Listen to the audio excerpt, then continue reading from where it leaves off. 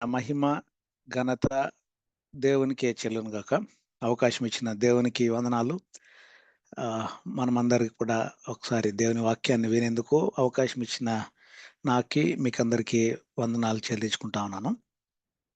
అయితే ఈ దినము మనము బుక్ ఆఫ్ రెవల్యూషన్ చదువుకునే సమయంలో కొన్ని మాటల్ని నేను ప్రతి సెషన్‌లో రిపీట్ చేయాలని ఇష్టపడతా ఉంటాను. అయితే ఈ ప్రకటన గ్రంథము మనము చదవాలి, వినాలి. చదవడము, వినడమే కాకుండా గ్రహించి మన దినచర్యలో, దిన జీవితంలో మనము అప్లై చేసుకుంటూ వాటిని ఆహ్, అభ్యసిస్తూ బ్రతకాలన్న ఆలోచనలను మనకు దేవుడు ఇస్తా ఉంటున్నారు.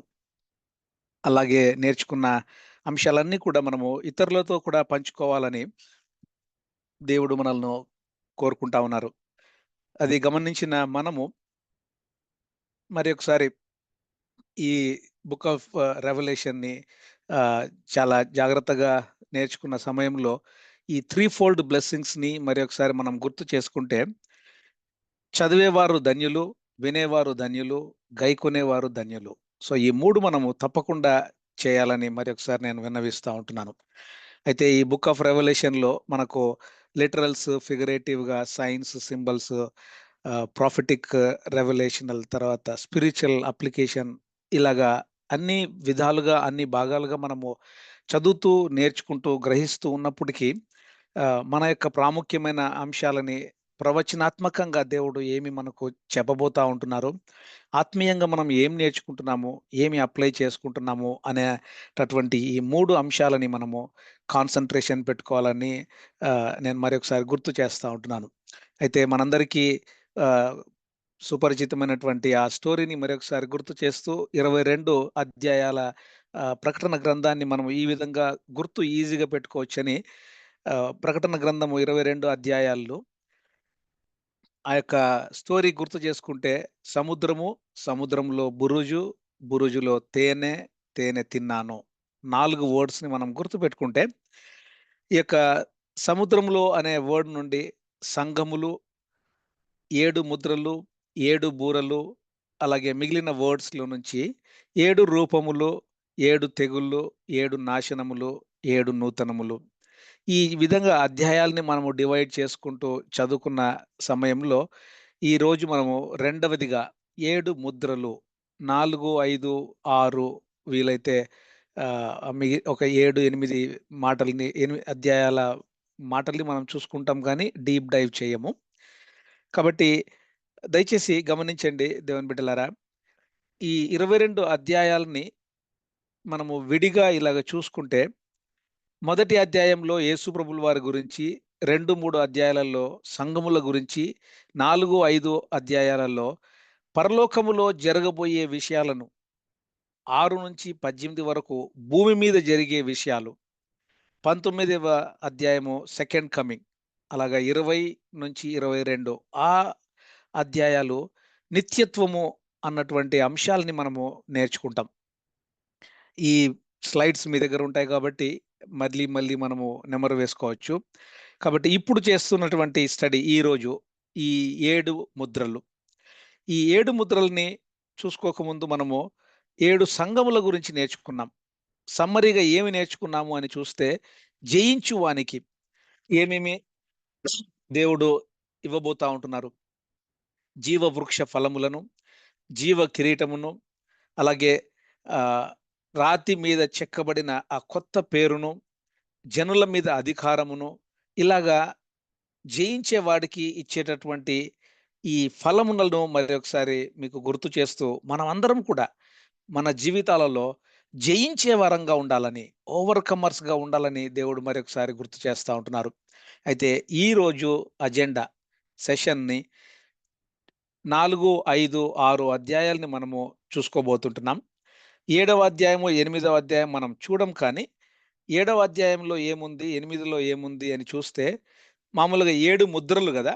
ఆ 7 ముద్రలు ఒకే చోట వ్రాయబడలేదు. 6 ముద్రల గురించి అధ్యాయం 6లో ఉన్నాయి. ఏడవ ముద్ర 8వ అధ్యాయంలో ఉంది. దానికి మధ్యలో ఉన్నటువంటి 7వ అధ్యాయమును వేరే ఇంకొక టాపిక్ ఉంది. సో, దాన్ని గూడా మనము తర్వాత సెషన్స్‌లో చూడబోతుంటున్నాం. అయితే ఈ దినము 4, 5, 6 ఈ అధ్యాయాల్ని మనం చూసుకుందామని ఆశపడతా ఉంటున్నాను. అయితే దేవుని బిడ్డలారా, ఒకసారి ఈ యొక్క ఇమేజ్‌ని మీకు చూపిస్తూ, ఈ ఇమేజ్‌లో ఉన్న అంశాలను మీకు ముందరకు తీసుకురావాలని ఇష్టపడతా ఉంటున్నాను. ప్రత్యేకంగా 7 ముద్రలు ఎక్కడ అంటే, ఈ వాక్య భాగంలో మనం చూస్తా ఉంటున్నాం. ఇక్కడ చూస్తే ఈ 7 ముద్రలు ఒకసారి ప్రెజెంట్ డే అంటే పాత నిబంధన నుంచి ఈ రోజు వరకు ఇంతవరకు ఉంది. అయితే 7 ఏండ్ల శ్రమల కాలము.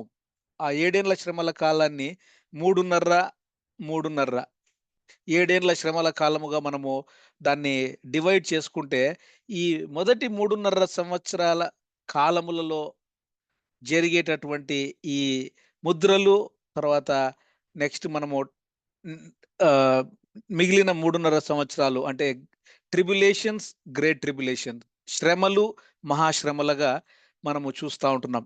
కాబట్టి మొదటి 3:30 సంవత్సరాలు శ్రమల కాలములో జరిగేటటువంటి ఈ 7 ముద్రలు మొదటిగా వస్తుంటున్నాయి. ఈ ఇమేజ్‌ని నేను అప్పుడప్పుడు మిగిలిన సెషన్స్‌లో గూడా వాడతా ఉంటాను.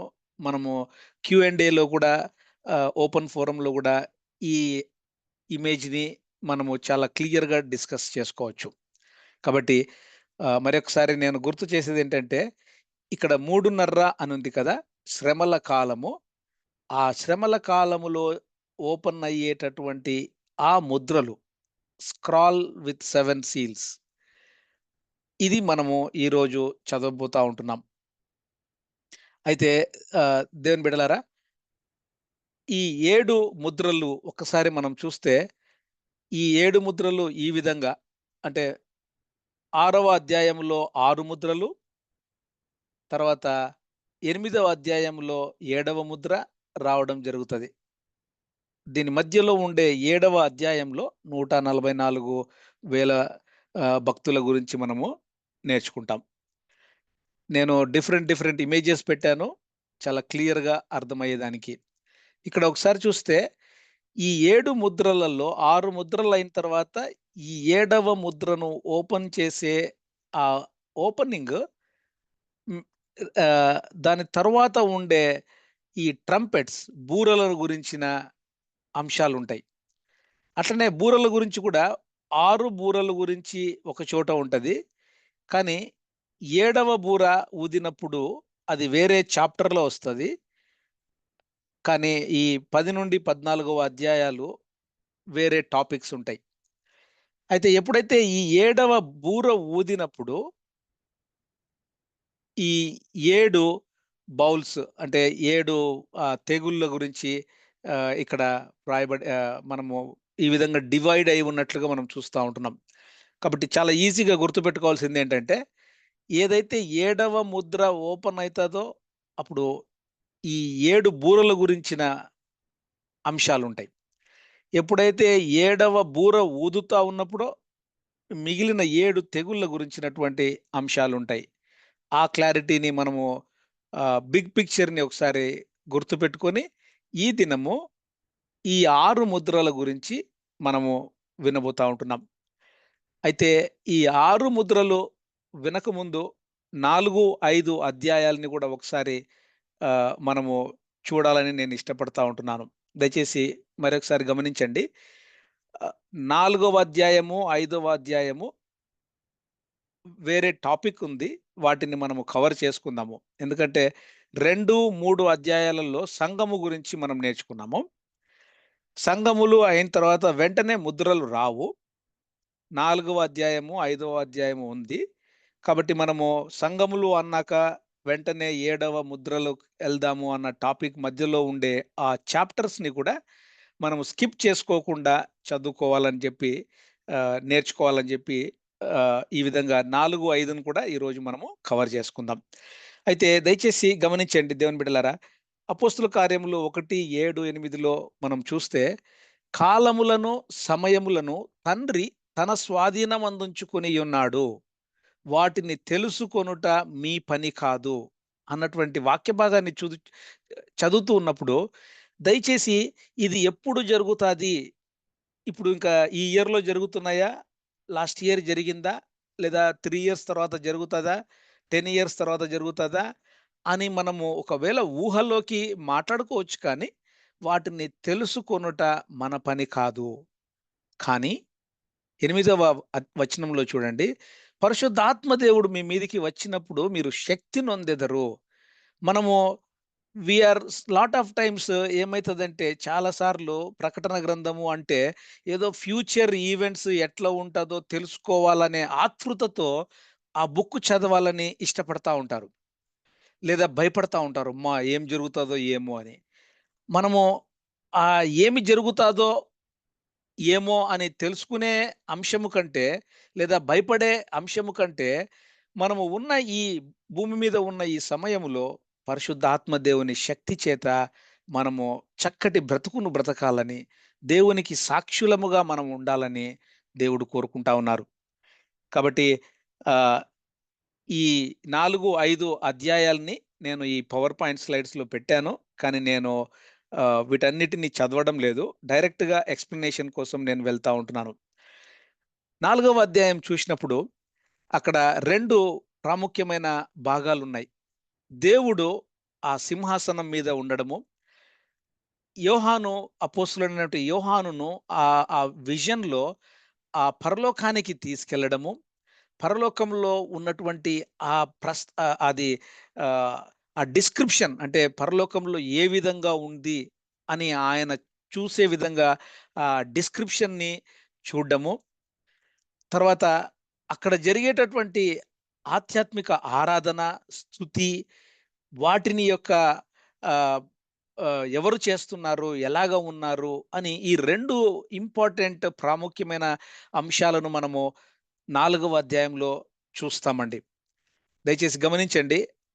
పత్మాసులో ఉండే ఆ అపోస్తలుడైనటువంటి యోహాను దర్శనములో పరలోకానికి తీసుకెళ్ళినప్పుడు పరలోకములో జరిగే అంశాలను 4వ అధ్యాయము, 5వ అధ్యాయంలో చూడడం జరుగుతుంది. కాబట్టి ఈ రెవల్యూషన్ ప్రకటన గ్రంథంలో గాడ్ ది ఆల్‌మైటీ అని చాలా క్లియర్‌గా ఉంటది. మొత్తము క్రొత్త నిబంధన గ్రంథంలో 10 సార్లు గాడ్ ది ఆల్‌మైటీ సర్వాధికారి అయినటువంటి సింహాసనము గురించినటువంటి దేవుని యొక్క గొప్పతనాన్ని ఆహ్, చాలా ఆహ్, చాలా ఘనతతో డిస్క్రైబ్ చేస్తూ ఉండే ఆ అంశాలలో గాడ్ ది ఆల్‌మైటీ అని 10 సార్లుంటది. 10 సార్లలో కొత్త నిబంధనలో ఉండే 10 సార్లలో 9 సార్లు ప్రకటన గ్రంథంలో ఉంటది. అయితే ఒక్కసారి 2వ కొరింథీయులకు రాసిన పత్రికలో ఉంటది. ఆ యొక్క పరలోకములో ఉన్నటువంటి ఆహ్, ఈ 24 ఎల్డర్స్ వారు సాష్టాంగపడి వారికి ఇచ్చినటువంటి కిరీటాలను కూడా వారు దేవుని యొక్క సింహాసనం దగ్గర దేవుని పాదాల చెంత సమర్పించి వారు ఆరాధిస్తున్నటువంటి ఆరాధనని మనము అప్పుడప్పుడు ఆరాధన వాక్యాలలో మనం వింటూ దాన్ని ఆధారం చేసుకొని మనం కూడా ఆరాధించిస్తూ ఉండొచ్చు. అయితే ఈ 24 ఎల్డర్స్ ఎవరు అని మనము ఒకసారి గమనిస్తే 3 ఇంటర్ప్రిటేషన్స్‌ని మనం చూడొచ్చు. యాక్చువల్‌గా అయితే ఆ 24 ఎల్డర్స్ ఎవరు అనేది చాలా క్లియర్‌గా ఉన్నట్లుగా వాక్య భాగంలో ఎక్కడ గూడా వ్రాయబడలేదు. The truth is not written clearly in the book of Revelation. అది మనం అర్థం చేసుకోవాలి. కానీ కొంతమంది స్కాలర్స్ 2 విధానాలుగా చెప్తారు. 2 వాదనలు ఉన్నాయి. ఏదంటే కొంతమంది ఏమంటారంటే, they are most likely represent the church. సంఘమును సూచిస్తూ సంఘానికి ఉన్నటువంటి సంఘానికి రిప్రజెంట్ చేసేటటువంటి 24 ఎల్డర్స్ అని కొంతమంది స్కాలర్స్ అంటారు. ఇంకా కొంతమంది స్కాలర్స్ ఏమంటారంటే, సంఘము అక్కడికి ఇంకా అప్పటికే ఎత్తబడలేదు, పరలోకంలోకి చేరబడలేదు కాబట్టి ఒకవేళ ర్యాప్చర్ అయినా కూడా ఆ 24 మంది పెద్దలు తిరిగి ప్రభువుల వారితో భూమి మీద వెయ్యేండ్ల పరిపాలనలో కూడా సంఘము చేస్తారు కాబట్టి అది చర్చ్ కాదేమో, ఆ స్పిరిట్ బీయింగ్స్ ఏమో వారికి అథారిటీ ఉంది అని కొలోషియన్స్‌లో 1:16లో ఆ యొక్క వాక్యాన్ని కూడా బేస్ చేసుకొని కొంతమంది వాటిని ఆ యొక్క ఆ 24 పెద్దలను స్పిరిట్ బీయింగ్స్ దేవదూతల్లాగా చెప్తారు. ఏమైతేనేమి ఉన్న 3 ఇంటర్ప్రిటేషన్స్‌లో ఒకవేళ మనకు క్లియర్‌గా వాక్య భాగంలో లేదు కాబట్టి, వాక్య భాగము చెప్పబడనది మనము ఎక్కువ ఊహించి కొత్త కొత్త థియరీస్‌ని తీసుకొని రాకపోతే మంచిది. ఒకవేళ ఆహ్, బైబిల్‌ని, లేఖనాలని చాలా లోతుగా పరిశోధించి, ఒకవేళ ఏదైనా సైడ్స్ తీసుకుంటే ప్రాబబ్లీ తెలివిని మాత్రమే ఇస్తదేమో గాని, మన ఆత్మకు ఆ యొక్క బలాన్ని మనము ఇక్కడ ఓవర్‌కమ్ చేసే జయ జీవితము జీవించే ఆ యొక్క నేచర్‌ని మనకు ఇస్తదో, ఇవ్వదో కాబట్టి, నాలెడ్జ్‌కి సంబంధించిన కొన్ని అంశాలని మనము అంత ఎక్కువగా ఆహ్, ప్రాముఖ్యంగా తీసుకొని డిబేట్స్‌లకి వెళ్ళి ఒకరినొకరము క్రిస్టెండమ్‌లో ఉండే బిలీవర్స్‌ము మనము డివైడ్ అయిపోకుండా ఉండాలన్నటువంటి తపన నేను నేర్చుకుంటూ ఉంటున్నాను. ప్రకటన గ్రంథము 4:5లో 7 స్పిరిట్స్ ఆఫ్ గాడ్, దేవుని యొక్క ఆహ్, 7 ఆత్మలు అని కూడా మనం చూస్తా ఉంటున్నాం. ఆ 7 ఆత్మలు అని యెషయా గ్రంథము 6వ అధ్యాయంలో మనము చూస్తే యెషయా 9వ అధ్యాయంలో చూస్తే ఈ 7 ఉంటాయన్నమాట. యెహోవా ఆత్మ, జ్ఞాన వివేకములకు ఆధారమగు ఆత్మ, ఆలోచన బలములకు ఆధారమగు ఆత్మ, తెలివిని యెహోవా ఎడల భయభక్తులను పుట్టించు ఆత్మ అని మనకు పరిశుద్ధాత్మ దేవుడు ఒకరే. కానీ 7 ఫోల్డ్ స్పిరిట్‌గా మనము అర్థం చేసుకోవాలి. అలాగా అర్థం చేసుకుంటూ ఉండాలని కొన్ని అంశాలను మనము మీ మధ్యకి తీసుకొని వస్తా ఉంటున్నాను. అలాగే ప్రకటన 4:1లో కూడా ఇక్కడ మాట్లాడిన వాడు ఇక్కడికి ఎక్కి రమ్ము. ఇక మీదట జరగవలసిన వాటిని నీకు కనుపరచెదను అన్నటువంటి ఒక మాటను మనం చూస్తే, ఎప్పుడైతే అపోస్తులైనటువంటి యోహాను భక్తుడు పరలోకములోకి ఎక్కి అక్కడి నుంచి భూమి మీద జరగబోయే ఆ కార్యక్రమాలని చూసేటటువంటి దృక్పథము ఎప్పుడైతే ఉంటదో, అప్పుడు గాడ్స్ వ్యూ పాయింట్ అంటే గాడ్స్ స్టాండ్ పాయింట్‌లో నుంచి నిలబడి చూస్తే ఆ యొక్క అపోస్తలుడైనటువంటి యోహాను భక్తుడికి భయము కనిపించి ఉండకపోవచ్చు. ఓహో! ఇలాగ జరుగుతదా? అని ఆయన అర్థం చేసుకొనుండొచ్చు. మనము కూడా ఎప్పుడైతే ఏ అంశాలనైనటిని కూడా వాక్య భాగంలో ఉండే అంశాలను గాడ్స్ వ్యూ పాయింట్‌లో నిలబడి మనము అర్థం చేసుకునేకి ట్రై చేసినప్పుడు, మనము చాలా పీస్‌ఫుల్‌గా దాన్ని అర్థం చేసుకోవచ్చు. ఒకవేళ లేదనుకోండి, ఈ ప్రకటన గ్రంథాన్ని గూడా మనము వ్యూ మ్యాన్స్ వ్యూ పాయింట్ అంటే మనిషి దృక్పథములో, మనిషి చూసే కోణములో చూసామంటే we will be filled with fear and scared. అలాగ చూడకుండా ఒక్కసారి దేవుడు ఈ ప్రకటన గ్రంథాన్ని మనకు రివీల్ చేశారు గాబట్టి, దేవుడు చూపించే ఆ యొక్క దృక్పథాన్ని ఎప్పుడైతే మనము దేవుని సింహాసనము దగ్గర ఉండి మనము చూస్తే, ఆ యొక్క ముద్రలు కానీ, తర్వాత బూరలు గానీ, తెగుళ్ళు గానీ, వీటన్నిటిని గురించి మనము భయపడాల్సిన పని లేదు. కానీ, మనము ప్రిపేర్ అవుతాం. రెడీ అవుతాం. అలాగా మనము చూడాలని చెప్పి నేను మరొకసారి గుర్తు చేస్తా ఉంటున్నాను. ఇంకొక మాటను చూస్తే 4వ అధ్యాయం 3వ వచనంలో ఉన్న ఒక మాట ఏమని ఉంటదంటే, ఇంద్రధనస్సు అని ఉంటది. 10వ అధ్యాయంలో గూడా ఒక మొదటి వచనంలో ఇంద్రధనస్సు అని ఉంటది. యెహెజ్కేలు 1:28లో కూడా ఇంద్రధనస్సు అని ఉంటది. ఈ ఇంద్రధనస్సు అంటే రెయిన్‌బో. ఆ రెయిన్‌బో ఆహ్, గ్రేస్ అండ్ ట్రూత్, కృప మరియు అలాగే సత్యము. ఈ రెండిటిని సూచిస్తుంటా ఉంటదనమాట. కానీ మనం ఒకసారి గమనిస్తే ఇయాల రేపు ఈ రెయిన్‌బో అనేది మనకు చాలా ఫేమస్ అయిపోతా ఉంది గదా! పర్టిక్యులర్‌గా నార్త్ అమెరికాలో. ఇంకా ఎక్కువగా చెప్పాలి అంటే వాంకూవర్ మేబీ హెడ్ ఆఫీస్ అని కూడా అనుకోవచ్చేమో. ఈ రెయిన్‌బో నేను ఎక్కువ చెప్పాల్సిన పని లేదు కానీ, రెయిన్‌బో అంటే ప్రైడ్‌కి గుర్తు. ఆ ప్రైడ్ అంటే ఇప్పుడు వస్తా ఉన్నారు గదా! ఒకలాంటి తెగతో కూడినటువంటి ప్రజలు. ఆ ప్రైడ్ దయచేసి గమనించండి. ఆ ప్రైడ్ అనేది ఎక్కడి నుంచి వచ్చింది? ఆదిలో ఆదాము, హవ్వలు ఎప్పుడైతే ఆ ఏదెను వనంలో ఉన్నారో, ఈ సాతానుడు, లూసిఫరు ఆ ప్రైడ్‌ని బట్టే గదా! వాళ్ళను మోసం చేశాడు.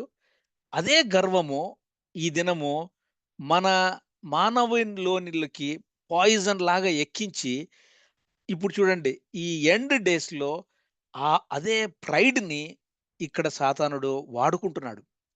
అంటే మనము ఈ ఎండ్ డేస్‌లో ఎంత చివరి దినాలలో, చివరి క్షణాలలో ఉంటున్నామో మరొకసారి గమనించాలి. ఆదాము, అవ్వలతో ఈ సాతానుడు గర్వముతో అంటే తను దేవుణ్ణి ఆరాధించాల్సిన మనిషి తనకు ఆరాధనను ఆస్వాదించుకున్నాడు ప్రైడ్‌ని బట్టి. అదే ప్రైడ్‌ని ఈరోజు సాతానుడు ఈ విధంగా ఉపయోగించుకుంటూ మనుషులను మిస్‌లీడ్ చేస్తా ఉంటున్నాడండి. మనం అది దయచేసి గమనించాలి. ఈ గ్ రెయిన్‌బోలో మనం చూస్తే గ్రేస్ అండ్ ట్రూత్.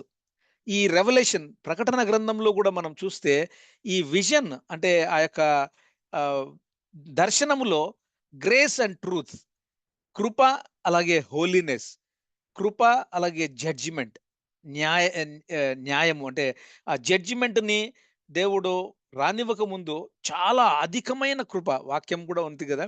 పాపము ఎక్కడ విస్తరించి ఉందో అక్కడ కృప అంతకంటే ఎక్కువగా విస్తరించి ఉంది అని కూడా మనం వాక్య భాగంలో చూస్తా ఉంటున్నాం. కాబట్టి దయచేసి గమనించండి దేవుని బిడ్డలారా.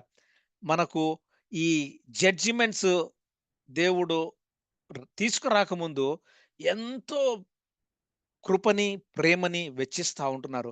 ఎంతో ఓపికని, సహనాన్ని నీ పట్ల, నా పట్ల వెచ్చిస్తా ఉంటున్నారు.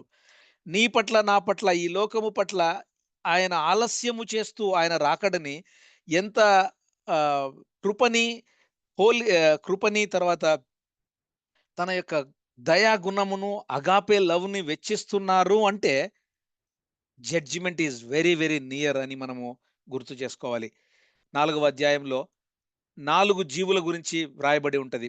ఆ 4 జీవులు ఏంటి అంటే సింహము, దూడ, మనుష్యుని ముఖము, పక్షిరాజు. ఈ 4 ఆహ్, జీవులు అంటే వాటి యొక్క రిప్రజెంటేషన్ ఏముంటదంటే king of beasts, king of carol అలాగే మనిషి సృష్టి యొక్క మనిషికి కింగ్ అలాగే కింగ్ ఆఫ్ బర్డ్స్ పక్షులకు రాజు. అంటే దేవుడు సృష్టించినటువంటి సృష్టిలో ప్రతి డైమెన్షన్ అంటే ప్రతి ఏరియాకి కింగ్ ఎవరైతే ఉంటున్నారో ఈ 4 జీవులు ఆ కింగ్స్‌ని రిప్రజెంట్ చేస్తున్నట్లుగా మనము మరొకసారి గుర్తు చేసుకోవాలి. 5వ అధ్యాయంలో కూడా ఆ 4 జీవులు మనకు వస్తారు. అయితే 5వ అధ్యాయాన్ని 2 అంశాలుగా మనం ఒకసారి చూస్తే వర్ది ఈస్ ద లాంబ్ యేసు ప్రభువుల వారి గురించి మనకు అక్కడ వినపడతా ఉంటదనమాట. పరలోకములో దేవాది దేవుడు ఆ యొక్క స్క్రాల్ లేదా బుక్ అని వ్రాయబడి ఉంటది. ఆహ్, ఆహ్, ఆదిమ దినాలలో బుక్స్ మనకు ఉండేవి కావు. మన ఇంటర్ప్రిటేషన్స్‌ని బట్టి బుక్ అని ఉంటది. కానీ అది స్క్రాల్. ఆ యొక్క స్క్రాల్‌ని మనం ఇక్కడ ఈరోజు బుక్‌గా చూసుకుంటా ఉన్నాం. దేవాది దేవుని దగ్గర ఆ యొక్క స్క్రాల్ ఉంది. ఆ స్క్రాల్‌లో ఆ స్క్రాల్‌కి 7 ముద్రలున్నాయి. ఆ 7 ముద్రల మీద వ్రాయబడి ఉంది. అలాగే ఆ స్క్రాల్ ఓపెన్ చేస్తే కూడా కొన్ని అంశాలు వ్రాయబడి ఉన్నాయి. ఆ అంశాలు రాయబడినటువంటి ఆ స్క్రాల్ ఆ 7 ముద్రలు కలిగినటువంటి ఆ బుక్ దేవాది దేవుని చేతిలో ఉంటే దాన్ని తీసుకొని విప్పి చదివి ఎవరు నాకు అర్థం చెప్తారు? నేనైతే ఈ సింహాసనము దేవుని యొక్క సింహాసనం దగ్గర వచ్చాను రమ్మంటే, అయితే ఇప్పుడు ఎవరు నాకు చెప్తారు అని చెప్పి ఎవరు కూడా ఓపెన్ చేయలేరా? మరి ఇప్పుడు ఎట్లా? దాంట్లో ఏముందని అని చెప్పి చాలా ఆరాటముతో, బాధతో, ఏడుపుతో ఈ యోహాను భక్తుడు ఏడుస్తూ ఉన్న ఆ సమయంలో ఏమి భయపడొద్దు. ఇదిగో దేవుని గొర్రెపిల్ల, దావీదుకు చిగురైనటువంటి యూదా గోత్రపు సింహమా అన్నటువంటి ఆ యొక్క యేసు ప్రభుల వారిని చూపిస్తూ ఆయన ఈ స్క్రాల్‌ని తీసుకొని ఓపెన్ జేసి దాంట్లో ఉన్నవి చదువుతారు అన్నటువంటి మాట విన్నప్పుడు ఎంతో సంతోషముతో ఆయన 6వ అధ్యాయంలో ఉన్న వాటన్నిటిని గూడా వినడం జరుగుతది. అది మనకు 6వ అధ్యాయంలో లిఖించబడి ఉన్నది. కాబట్టి ఈ పరలోకంలో జరిగేటటువంటి స్తుతి, ఆరాధన గురించి నేను మీకు ఒక అప్లికేషన్ మాటను మీ దగ్గరికి తీసుకురావాలని ఇష్టపడతా ఉంటున్నానండి. పరలోకము, భూమి. పరలోకంలో జరిగే ఆరాధన, భూమి మీద జరిగే ఆరాధన డిఫరెన్సెస్ ఏంటివి అంటే, భూమి మీద మనము ప్రార్థనలు చేస్తాము. అలాగే ఆరాధన, స్తుతి, కృతజ్ఞతార్పణలు దేవునికి మనము ఇస్తాము. కాబట్టి ప్రేయర్ అంటే acts, adoration, confession, thanks giving, supplication మనందరికీ తెలుసు. కాబట్టి ఆస్క్ అని గూడా అనొచ్చు అని మనం గుర్తుపెట్టుకోవచ్చు. ఆస్క్ అంటే ఆస్క్, సీక్ అండ్ నాక్. మత్తయి 7వ అధ్యాయంలో గూడా మనం చూస్తా ఉంటున్నాం గదా! అయితే ఈ ఆరాధన విషయంలో మనం చూస్తే మన సంఘాలలో కొన్ని సంఘాలలో ఆరాధనకి చాలా ప్రాముఖ్యత ఇస్తారు. దయచేసి గమనించండి. ఆరాధన ఏంటి అంటే ఆఫరింగ్. ఆరాధనలో మనము అడుక్కోము దేవుణ్ణి. ఆరాధనలో మనము ప్రార్థన అంశాలను తీసుకురాము. ఆరాధనలో మనము ఆరాధించడము దేవుణ్ణి, దేవుడు ఏమై ఉంటున్నాడో ఆరాధించడము, దేవుణ్ణి స్తుతించడము, దేవుడు నీకు నాకు ఈ భూమి మీద ఇచ్చిన వాటికి మనము కృతజ్ఞతార్పణను అర్పించడము చేస్తాం. ఈ రెండిటికి డిఫరెన్స్‌ని మనము చాలా జాగ్రత్తగా గుర్తుపెట్టుకోవాలండి. ఆరాధన చేసే సమయంలో, ఆరాధించే సమయంలో, ఆరాధించే ఆ మాటలను మనం వల్లిస్తూ ఉన్నప్పుడు, అడిగేటటువంటి ప్రార్థనా అంశాలను తీసుకురాకుండా, చివరిగా యేసు ప్రభువు నామములో సమర్పిస్తుంటున్నాను స్వామి అని మనం కంక్లూడ్ చేయాలి. ప్రార్థన చేసేటప్పుడు మొదటి కొన్ని నిమిషాలు, కొన్ని మాటలు మనము ఆరాధన చేయొచ్చు. కానీ ప్రార్థనలో మనము అడుక్కుంటాము. అదే పరలోకంలో చూస్తే, పరలోకంలో ప్రార్థన ఉండదు. పరలోకంలో కేవలము ఆరాధన, స్తుతి, కృతజ్ఞతార్పణలు మాత్రమే ఉంటాయి. డబ్ల్యూపీటీ. అది ఆరాధనకి భూమి మీదకి, పరలోకంలో ఉండే ఆరాధన, స్తుతికి డిఫరెన్స్ అండి. కాబట్టి భూమి మీద ఉన్న సమయం అంతా కూడా మనము ప్రేయర్ అండ్ వర్షిప్ 2 చేయాలి. నేను నా పర్సనల్ ఎగ్జాంపుల్ అంటే పర్సనల్ టెస్టిమనీ లాగా చెప్పాలని ఆశపడతా ఉంటున్నాను. నేను హౌస్ ఆఫ్ ప్రేయర్ అనే కొన్ని సంఘాలలో ఎదిగాను. అయితే ఆ హౌస్ ఆఫ్ ప్రేయర్‌లో ఒక్కొక్కసారి ఎక్కువ ప్రేయర్‌కి ఇంపార్టెన్స్ ఇస్తూ ఉంటారేమో. కానీ హౌస్ ఆఫ్ ప్రేయర్ నుంచి మనము హౌస్ ఆఫ్ వర్షిప్ అనే అటువంటి యాటిట్యూడ్‌ని గూడా మనము పెంచుకునేటటువంటి అప్‌గ్రేడ్ అవుతూ ఉండాలి. House of prayer, house of worship. House of worship ఏంటి అంటే, మనము ఆరాధనని ఎక్కువగా మనము సమర్పిస్తా ఉంటున్నాం. అంటే సంఘాలలో ఇలాగ డివైడ్ అయ్యి ఉందని నేను చెప్పడం లేదు గానీ, మనము we got to be learning and growing in both praise and worship and prayer. అది నేను చెప్పాలన్నటువంటి ఆ యొక్క మాటని. అయితే ఈ 6వ అధ్యాయంలో ఉండే 6 ముద్రలను మనము నేర్చుకునే ఈ సమయంకి ఇప్పుడు వచ్చాము. దయచేసి గమనించండి. 4వ అధ్యాయము, 5వ అధ్యాయంలో పరలోకములో జరిగే ఆ యొక్క కార్యక్రమాలని అపోస్తలుడైనటువంటి యోహాను భక్తుడు గమనించినటువంటి మాటల్ని మనము గమనించాం. అయితే ఈ 6వ అధ్యాయంలో ఒకసారి చూసుకుంటే 10 ఆజ్ఞలని, ఆ 10 ఆజ్ఞలు 2 సెట్స్‌గా దేవుడు మోషే భక్తుల గారికి ఇచ్చినట్టుగా మనం చూస్తా ఉంటున్నాం. 4 కమాండ్స్ ఏంటంటే దేవునికి సంబంధించినవి. మిగిలిన 6 ఆజ్ఞలు మనము ఇతరులతో, మన నైబర్స్‌తో ఏ విధంగా, ఇరుగు పొరుగు వారితో ఏ విధంగా మనము వ్యవహరించాలి అన్నటువంటి 2 సెట్స్‌ని మనం చూస్తా ఉంటున్నాం. ఈ 2 సెట్స్ మానవుడు విధేయత చూపించలేకపోయాడు. విధేయత చూపించకుండా అవిధేయత చూపించిన కారణాన మనిషి ఆ జడ్జిమెంట్‌ని తన మీదకి తీసుకొని వస్తా ఉంటున్నాడు. నీవు నేను ఏ విధంగా మన దినచర్యలో ఈ 10 కమాండ్‌మెంట్స్ క్రొత్త నిబంధనలో అయితే మనకేమని ఉన్నాయి? నిన్నును ఆహ్, నీవు న నిన్ను నీవు ఏ విధంగా ప్రేమించుకుంటావో పొరుగు వారిని కూడా ఆ విధంగా ప్రేమించాలి. కాబట్టి మొదటి ఆజ్ఞ ఒకవేళ ఓల్డ్ టెస్టమెంట్ నుంచి మనం తీసుకుంటే, నీ పూర్ణ హృదయముతో నీ పూర్ణ ఆత్మతో, నీ పూర్ణ మనస్సుతో దేవుడైన యెహోవాను మనము తో ప్రేమించాలి. అలాగే ఆహ్, సెకండ్ అంటే న్యూ కావనెంట్‌లో చూస్తే రెండవ ఆజ్ఞగా చూస్తే నిన్ను వలే నీ పొరుగు వారిని మనము ప్రేమించాలి. మనల్ని మాత్రమే మనం ప్రేమించుకోకుండా, మనల్ని మనం ఏ విధంగా ప్రేమించుకుంటామో ఇతరులను మనము ఆ విధంగా ప్రేమించాలని దేవుడు అగాపే లవ్ మీద చాలా ఎంఫసిస్‌ని న్యూ కవెనెంట్‌లో మనం చూస్తా ఉంటున్నాం. ఈ బుక్ ఆఫ్ రెవల్యూషన్‌ని ఒకసారి మనం గమనిస్తే సీల్డ్, అన్‌సీల్డ్ బుక్ ఆఫ్ దానియేలు గ్రంథము సీల్డ్ అయితే ప్రకటన గ్రంథము అన్‌సీల్డ్.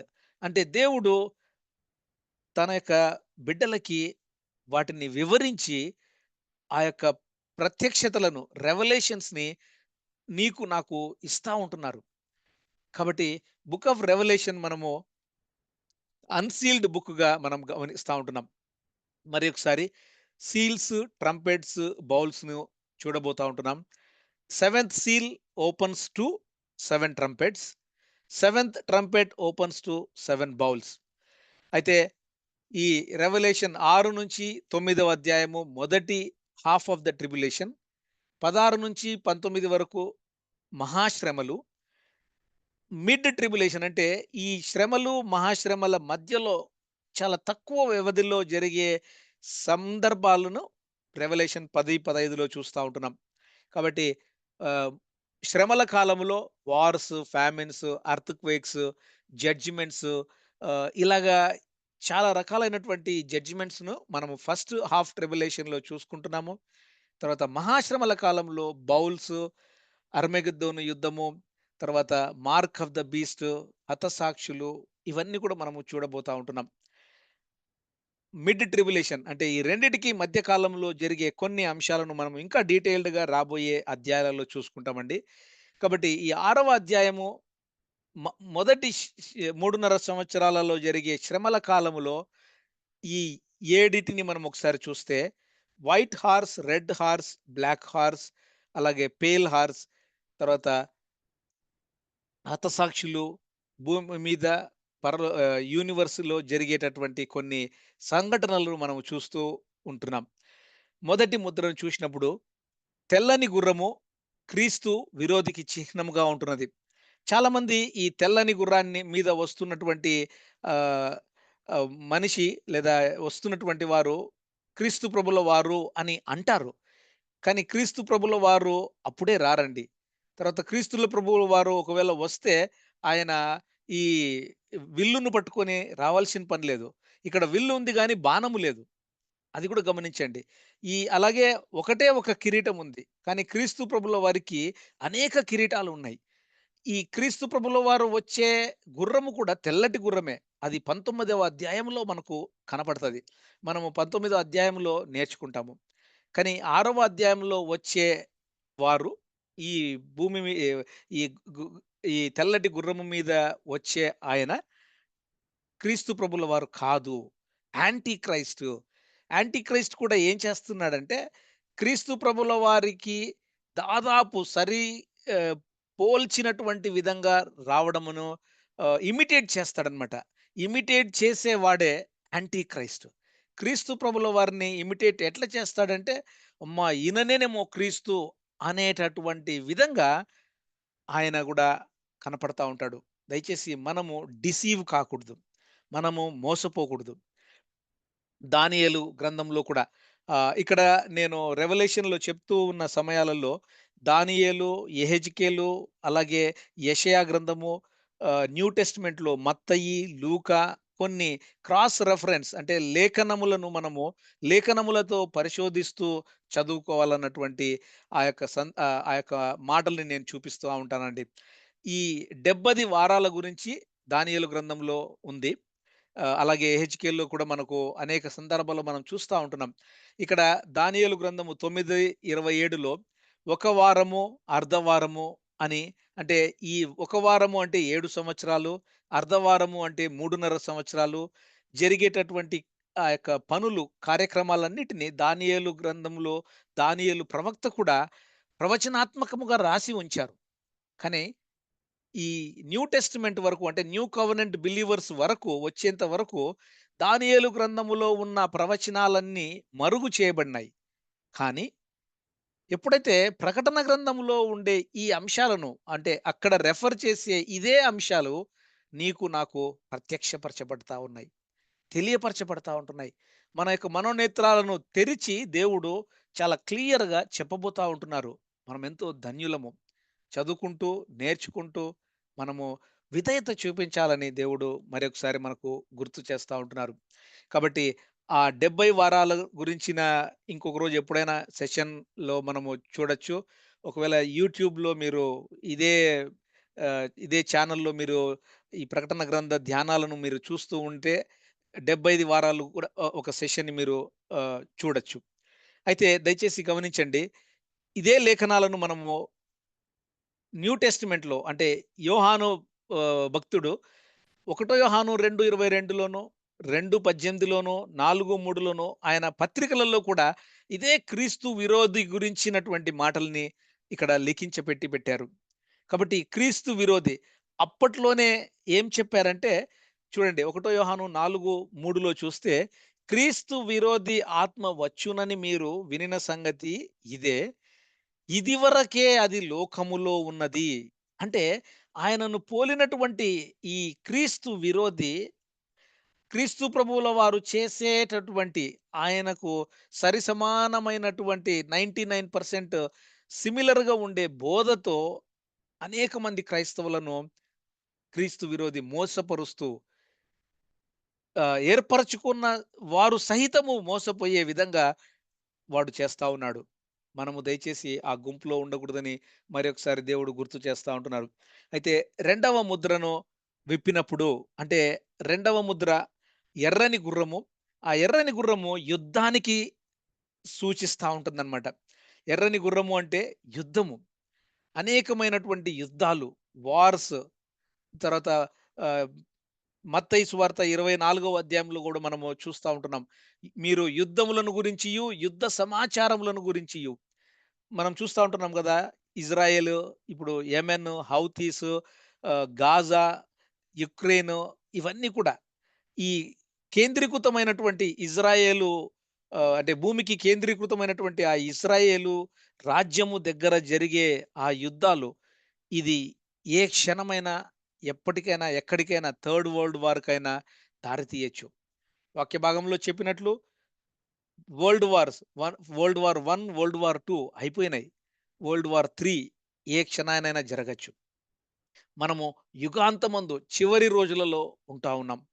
ఈ యుగాల చివరి రోజులు ఎట్లా ఉంటున్నాయి అని మనము వాక్య భాగాల్ని చూస్తే, ఈ యుగము యొక్క చివరి కాలము నెక్స్ట్ యుగము ఏ విధంగా ఉంటుందో గూడా మనము పసిగట్టగలిగే విధంగా ఉంటుంది. యాకోబు, హెబ్రీలకు వ్రాసిన పత్రికలలో కూడా మనము వీటన్నిటిని ఈ ఈ వాక్య భాగాలను నేను చదివి ఆహ్, మీకు ఎక్స్‌ప్లెయిన్ చేసే సమయం లేదు కాబట్టి, అంత్య దినాలను సూచించే విధంగా మనము ఎప్పుడు ప్రిపేర్ అవుతూ మన యొక్క బ్రతుకును సరిచేసుకోవాలని చెప్పి దేవుడు గుర్తు చేస్తా ఉంటున్నాడు. ఆ ముద్రల ద్వారా ఇచ్చేటటువంటి తీర్పు, యుద్ధ సంకేతాలు తెస్తున్నటువంటి సైన్యాధిపతులు, ఈ ప్రెసిడెంట్స్, తర్వాత విస్తృత యుద్ధము, రక్తపాతము జరిగేటటువంటి ఈ 2 ముద్రలు మొదటి తెల్లటి గుర్రము, ఎర్రటి గుర్రము అంటే ఆ బ్లడ్డిష్ అన్నమాట. ఆ ఎర్రటి గుర్రము అంటే రక్తపాతాన్ని చూపించే విధంగా ఆ యుద్ధాలు మనము చూస్తా ఉంటున్నాం. మూడవ ముద్ర నల్లటి గుర్రము.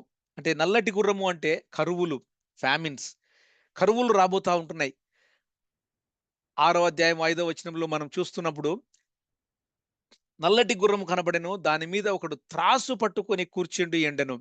దేనారమునకు 3 సేర్ల యవలనియు, నూనెయు, ద్రాక్షారసము పాడు చేయవద్దనియు, ఆ 4 జీవుల మధ్య ఒక స్వరము పలికినట్టు నాకు వినపడెను. అంటే ఇక్కడ మనము గమనిస్తే మనము ఫ్యామిన్ అంటే రాను రాను ఇప్పుడు చూడండి ఉద్యోగాలు తక్కువైపోతున్నాయి. ఉద్యోగాలు లేక నిరుద్యోగులుగా ఉంటున్నారు. ఎప్పుడైతే నిరుద్యోగులుగా ఉంటారో జీతం ఉండదు. జీతం ఎప్పుడైతే ఉండదో కుటుంబాన్ని ఎట్లా సాగించాలో తెలీదు. పర్టిక్యులర్‌గా నార్త్ అమెరికాలో ఉద్యోగం లేకపోతే మనము ఇన్స్యూరెన్స్‌కు డబ్బు కట్టుకోవాలి. వెహికల్ లేకపోతే బ్రతకలేము. వెహికల్‌కు ఇన్స్యూరెన్స్ ఉండాలి. ఉద్యోగం లేకున్నా ఉన్నా మనకు మినిమమ్ ఎక్స్‌పెండిచర్ ఒక 3000 వరకు ఉంటది. అన్నము తినకుండా బ్రతకాలని మనం ట్రై చేసినా, రెంటు, ఇన్స్యూరెన్సు వీటన్నిటిని మనము కట్టుకునేదానికి కనీసం అంటే కనీసము 2, 3000 డాలర్లు మనము వెచ్చించాల్సిన ఉంటది అవసరం. ఇండియాలో ఉండే మన యొక్క రిలేటివ్స్‌కి అర్థం కాదు. మనమేదో నార్త్ అమెరికాలో ఉన్నాము, డబ్బులు అడుగుతానే వాళ్ళు పంపించేయాల్సిందే అనే డిమాండింగ్‌గా అడుగుతారు. కానీ, ఆ బ్రతుకు తెరువు మనకే తెలుసు. కాబట్టి దయచేసి గమనించండి దేవుని బిడ్డలారా. ఆ ఫ్యామిన్ అంటే ఆ నల్లటి గుర్రము కరువులకు అంటే ఆ కరువులంటే ఎట్లా ఉంటాయంటే ప్రతి పెన్నీని కూడా ప్రతి ఆహ్, డాలర్‌ని కూడా మనము కొలుసుకొని మనము ఖర్చు పెట్టాల్సిన రోజులు. అంత కరువు దినాలు రాబోతా ఉంటున్నాయి. నాలుగవ ముద్ర అంటే పాండుర వర్ణము గల గుర్రము. అవి విపత్తులు అంటే నేచురల్ కెలామిటీస్. నేచురల్ కెలామిటీస్ అంటే మనము చూస్తా ఉంటున్నాం గదా! సునామీ, తర్వాత ఎర్త్‌క్వేక్స్. ఈ మత్తయి సువార్త 24వ అధ్యాయంలో చాలా వ్రాసి ఉంటాయన్నమాట. ఎర్త్‌క్వేక్స్ కాలిఫోర్నియా, తర్వాత వాంకూవర్ 200 సంవత్సరాల నుంచి ఒక హ్యూజ్ మేజర్ ఎర్త్‌క్వేక్‌కి మనమందరము రెడీగా ఉన్నాము, ఉండాలి అని మనకు సంకేతాలున్నాయి. అది ఎట్లా ఉంటదో ఎర్త్‌క్వేక్ మనకు తెలీదు. యాక్సిడెంట్స్ ఎప్పుడొస్తాయో తెలియనట్లుగానే ఎర్త్‌క్వేక్స్, సునామీలు వీటన్నిటిని గురించి ఆహ్, 4గవ ముద్రలో మనము నేర్చుకుంటూ ఉంటున్నాం. ఐదవ ముద్రగా చూస్తే హతసాక్షుల యొక్క కేకలు. హతసాక్షులు మనము అనేక దేశాలలో చూస్తా ఉంటున్నాం గదా! దేవుని బిడ్డలు హతసాక్షులుగా అయిపోయే ఆ దినాలలో నీవు నేను ఉంటున్నాం. కాబట్టి ఈ ఆరవ ముద్ర నువ్వు ఓపెన్ చేసినప్పుడు జరిగే సంఘటనలు ఈ హతసాక్షులు ఏ విధంగా హతసాక్షులుగా కాపాడతారు అని వాటి గురించి, ఆ కాలముల గురించి వ్రాయబడినట్లుగా మనము చూస్తా ఉంటున్నాం. ఐదవ ముద్ర విప్పినప్పుడు దేవుని వాక్యము నిమిత్తము, తాము ఇచ్చిన సాక్ష్యము నిమిత్తము వధింపబడిన వారి ఆత్మలను బలిపీఠం మీద బలిపీఠము క్రింద చూచితిని. అంటే ఆ యొక్క, ఆ యొక్క హతసాక్షులు అక్కడ ఉంటున్నట్లుగా యోహాను భక్తుడు చూస్తుంటున్నాడు. అప్పుడు వారు నాదా సత్యస్వరూపి, పరిశుద్ధుడా, ఇంకా ఎంతకాలము అంటే కంప్లీట్‌గా మాకు ఇంకా ఇవన్నీ ముగించేసి మమ్మల్ని మీ దగ్గరికి ఎప్పుడు చేర్చుకుంటారో అన్నటువంటి ఆ కేకలు, ప్రార్థనలు అక్కడ చేస్తున్నట్లుగా మనము చూస్తా ఉంటున్నాం. దానియేలు గ్రంథంలో కూడా హతసాక్షుల యొక్క కేకల్ని చూస్తా ఉంటున్నాం. కాబట్టి ఈ 5 ముద్రలు మనం చూస్తే 4 ముద్రల గురించి 4 గుర్రాలు ఏ విధంగా చేస్తుంటున్నాయి. ఐదవ ముద్ర, తర్వాత ఆరవ ముద్రను మనము ఈ విధంగా నేర్చుకుంటున్నాం. ఆరవ ముద్ర ఏంటి అంటే ఖగోళ సంకేతాలు. Super natural calamities. మనం రీసెంట్‌గా చూస్తుంటున్నాం గదా! కొన్ని కొన్ని ఆహ్, ఆహ్, ఖగోళంలో అంటే యూనివర్స్‌లో కొన్ని అవి రాలిపోతా ఉంటున్నాయి అని మనం చూస్తా ఉంటున్నాం. మనిషి కూడా మార్స్‌లోకెళ్ళి అక్కడ జీవించాలి అని ఆహ్, హ్మ్, అక్కడ నివసించాలి అని చెప్పి కొన్ని చేస్తా ఉంటున్నాడు. ఇదిగా రీసెంట్‌గా లాస్ట్ వీక్‌లోనే కదా మనకు సునీత విలియమ్స్ వాళ్ళు కూడా ఆ యూనివర్స్ నుంచి వచ్చారు. సో, మనిషికి ఈ ఖగోళము మీద ఇంకా ఎక్కువ ఆశ పెరుగుతూ యూనివర్స్‌లో అంటే భూమి మీద మనము ఇంకా బతకలేనటువంటి వాళ్ళు చాలామంది ఉన్నారు. వాటిని మనము పట్టించుకోకుండా ఖగోళంలో, యూనివర్స్‌లో ఏం చేయాలా అని అవి ఒకవేళ యూనివర్స్‌లో విపరీతాలకు దారి చేసే విధంగా అంటే మన యొక్క ప్లానెట్సే అంటే మన యొక్క ఈ ఆస్ట్రోనాట్స్ చేసేటటువంటి కొన్ని అంశాలు అవి భూమి మీదకి తిరిగి మనకే నాశనాన్ని తెచ్చే విధంగా కూడా ఉంటున్నాయన్నమాట. కాబట్టి ఆరవ ముద్ర సూపర్ న్యాచురల్ కెలామిటీస్ ఏమి జరగబోతాయో కూడా వ్రాసి ఉంచినారన్నమాట. కాబట్టి ఏడవ ఆహ్, అధ్యాయంలో కొన్ని అంశాలను మనం ఇక్కడ చూసుకోవచ్చు. 4 దిక్కులలో నలుగురు దేవదూతలు నిలిచియుండి, భూమి మీదనైనను, సముద్రము మీదనైనను, ఏ చెట్టు మీదనైనను గాలి వీచకుండునట్లు ఆ 4 దిక్కుల నుండి వాయువులను పట్టుకొని అంటే అవి రానివ్వకుండా వారు చేస్తున్నట్లుగా మనము 6వ ముద్ర ఓపెన్ చేసినప్పుడు ఆ ఖగోళం అంటే యూనివర్స్‌లో జరిగేటటువంటి ఆ సంభవాల గురించి మనము 6వ ముద్రను విప్పినప్పుడు చూస్తా ఉంటున్నామండి. కాబట్టి అనేక లేఖనాలను మనము లేఖనములతోనే పరీక్షించుకునేందుకు, పరిశీలించేందుకు నేను అనేక వర్సెస్‌ని ఇక్కడ ఉంచాను. ఇప్పుడు అవన్నీ మీకు ఎక్స్‌ప్లెయిన్ చేయడం లేదు గానీ, దయచేసి ఇంకా డీప్ డైవ్ కొట్టాలనుకున్న వారు మీరు ఈ వాక్య భాగాలు చదువుకోవచ్చండి. చివరిగా నేను సమ్మరీగా ముగించాలని ఇష్టపడతా ఉంటున్నాను. ఒకసారి చూస్తే ఈ 3:30 సంవత్సరాలు అంటే 1220 డేస్. ఈ 3:30 సంవత్సరాలు మనము ఈ 4 ముద్రలు విప్పినప్పుడు జరిగే సంగతులను, మిగిలిన 3:30 సంవత్సరాలలో 5, 6 ముద్రలు, అలాగే ఏడవ ముద్ర. ఇవి జరుగుతూ ఉండే ఈ 7 సంవత్సరాల శ్రమలు, మహాశ్రమల కాలము డార్క్ గ్రీన్ కలర్‌లో ఉంది. Daniels 70th week. దానియేలు యొక్క 70వ వారము అని అంటే 7 ఇయర్స్ గురించినటువంటి అవి కూడా ఆ ప్రవచనాత్మకమైనటువంటి మాటలను కూడా ఈ శ్రమలు, మహాశ్రమల కాలములో ఉండే ప్రవచనాలను మనము గమనించొచ్చు. అలాగే 2300 దినాలు అని చెప్పి ఇక్కడ పర్పుల్‌లో ఉన్నాయి. అవి గ్రేట్ ట్రిబ్యులేషన్స్ మహాశ్రమల కాలంలో జరిగే స ట్రంపెట్స్, బౌల్స్ జరిగేటటువంటి కార్యక్రమాల గురించి మనము నెక్స్ట్ ఆహ్, నెక్స్ట్ అధ్యాయాలలో మనము చదువుకుంటామండి.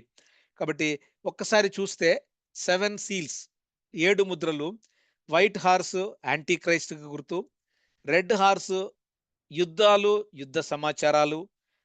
మత్తయి సువార్త 24వ అధ్యాయం అంతా కూడా చాలా క్లియర్‌గా వ్రాయబడి ఉంది.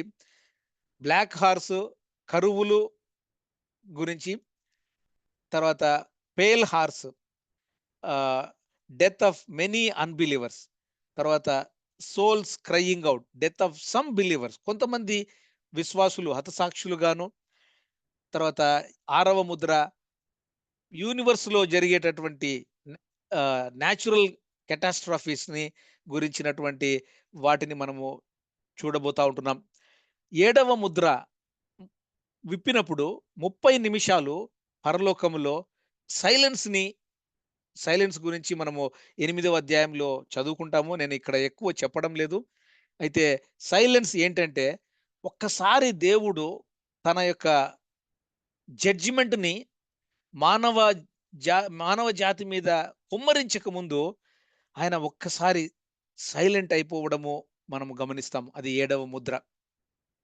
ఇంకా మనము ఆహ్, డీప్‌గా చూసుకోవాలి అని అనుకుంటే, ఇక్కడ 7 ముద్రలు మత్తయి సువార్త 24వ అధ్యాయంలో కంపారిజన్ ఉంది.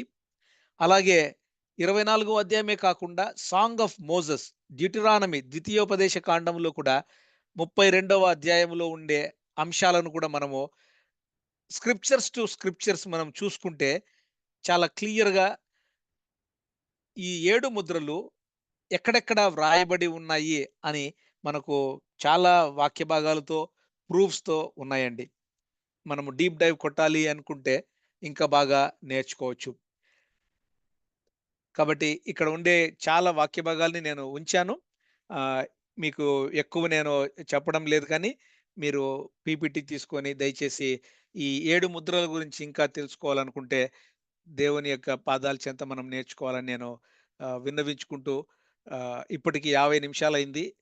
నేను ఇక్కడ ముగిస్తూ వీలైతే మనం ఓపెన్ ఫోరము క్యూ అండ్ ఏకి వెళ్ళాలని నేను ఇష్టపడుతూ చిన్న ప్రార్థన నేను ముగించాలని ఇష్టపడుతుంటున్నానండి. ప్రేమ కలిగిన పరలోకపు తండ్రి, అత్యంత కృపా కనికరములు కలిగినటువంటి గొప్ప దేవ, మహాగణుడు, మహోన్నతుడు, నిత్య నివాసి, గాడ్ ది ఆల్‌మైటీ, మేము మీ పాదాల చెంతకు వస్తున్నామయ్యా.